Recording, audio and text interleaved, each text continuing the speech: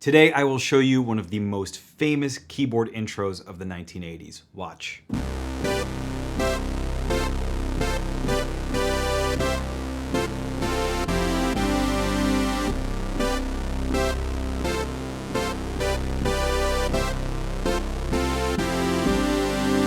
And yes, of course, it's Eddie Van Halen's Jump. Every student who has come into my piano studio has wanted to learn this. It's only 4 measures long. You can play it over and over and over and basically impress all your friends. So what we're gonna do first is start with the left hand.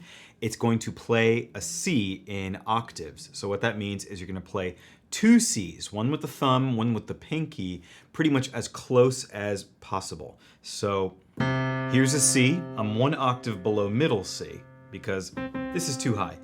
So I'm over here, and then I'm playing the C that is exactly 1 octave below it. Not everybody can reach this. If you can't reach it at all, just play 1 C, just play the low one. But if you can reach it with your pinky and thumb, this is what it will look like. You're playing the white keys that are before the groups of 2 black keys, and you're playing them simultaneously and powerfully, like this. So once you do that, you hold it for 12 beats. So count. 2, 3, 4, 1, 2, 3, 4, 1, 2, 3, 4. Okay, it's pretty long.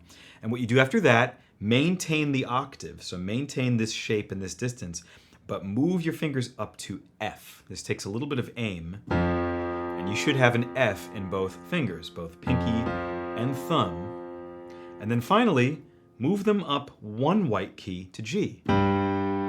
Like that. So it looks like this. 2, 3, 4, 5, 6, 7, 8, 9, 10, 11, 12. 1, 2, 3, 4, 1, 2, 3, 4, 1, 2, 3, 4. Now the right hand is the recognizable part, so of course it's going to take some more work. It's just a bunch of chords or triads, which means 3 notes at the same time. You are mostly going to use fingers 1, 3, and 5, which is the case for a lot of simple chords. So here's what we're going to do. Right hand is going to play G, B, and D. They are symmetrical, so you have G, skip a note, B, skip a note, D, like this. If you're spread like this, or playing adjacent notes or whatever, it's wrong. So it should look like this. Thumb, middle, and pinky should be very, very comfortable here. So take a look at my hand, take your time, and find it on your piano. So you're gonna stab this pretty quickly, like that.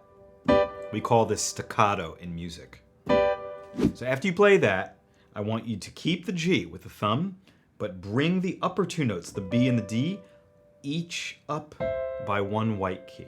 So look again, the B and the D went up like this to the next adjacent notes while the thumb stayed on G. So you get this. Again. Like that.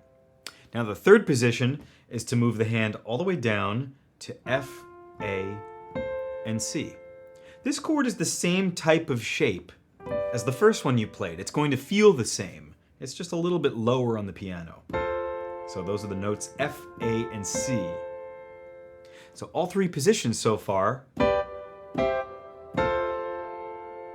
And the good news about this most recent chord, the F, A, C chord, is that you play it twice. So you go like this.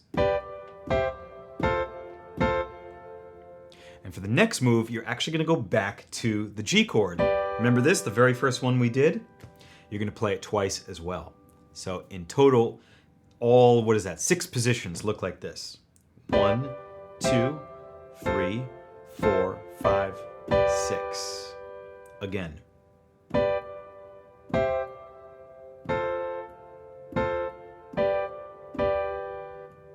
Okay? So once you get that, from the G chord, allow your top 2 fingers to go up to C and E. Again, like the second chord. We already did this. So this will feel familiar. You're just kind of moving in a circle now, repeating yourself from a few seconds ago. So that looks like this.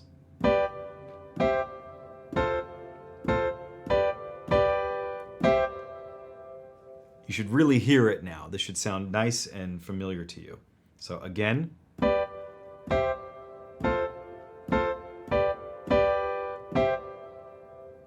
Now the next step, we're going to play the F chord, which you've also already done before. So F, A, and C. Just refresh your memory. This was the third chord that you did. So in total, now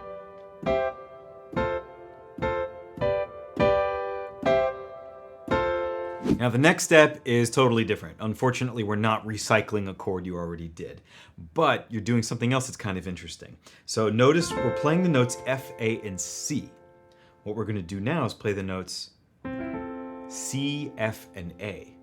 They are the same notes, just in a different order. So whether you play F, A, or C, or C, F, or A, it doesn't matter where they are on the piano or what order they are in, they're going to yield a very, very similar sound. And in fact, the name of the chord is the same. It's F major, because you are allowed to flip notes around in chords and they retain the same identity. So anyway, that's going to be middle C with the thumb, F with the third finger, A with the pinky, like that. So if we put it all together really slowly,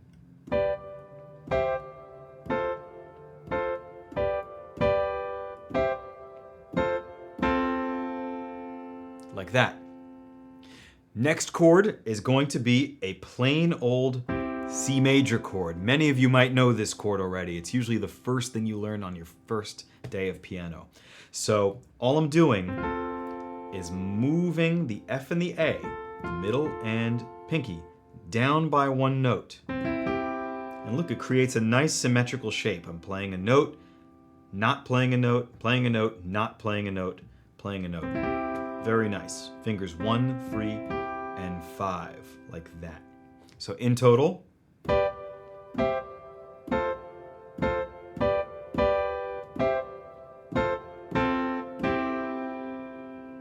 like that. There is only one more chord to learn, and it's a very simple transition. Look at the C chord that you're on. This is called a C chord, by the way, C major. We have C, E, and G. All I want you to do, see this second finger that's doing nothing here? It's going to play D, while your middle finger comes up and takes a break. So now you have the notes C, D, and G. You have two adjacent notes, and then a big gap here. So this might be new for a lot of you, but it sounds really cool.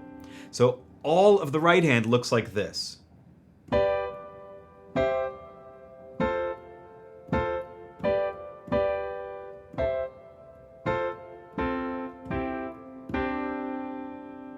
A little bit faster.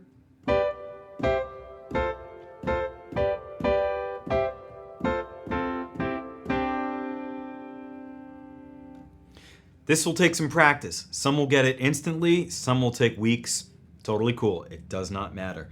Go back, pause the video, watch each position on the screen, and just copy what I'm doing, and you will get it. So here we go. If we put the hands together, it's going to look and sound something like this. Left hand attacks first, so watch this.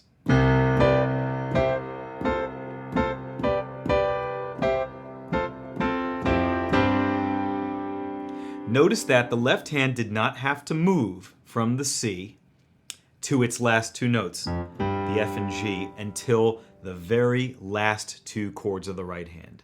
So the left hand stays planted for 95% of the time, and then just on the last two right hand moves, it moves to F and G. So watch again.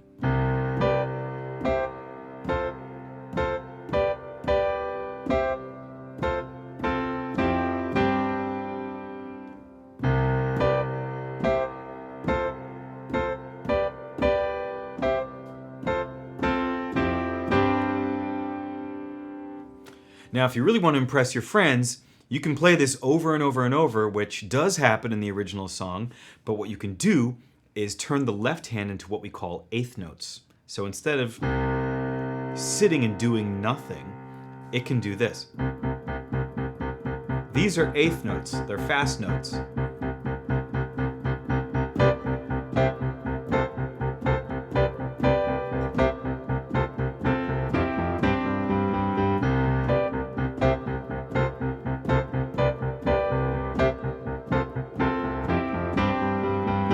And if you've got a cool keyboard with different sounds, you can do something kind of like this.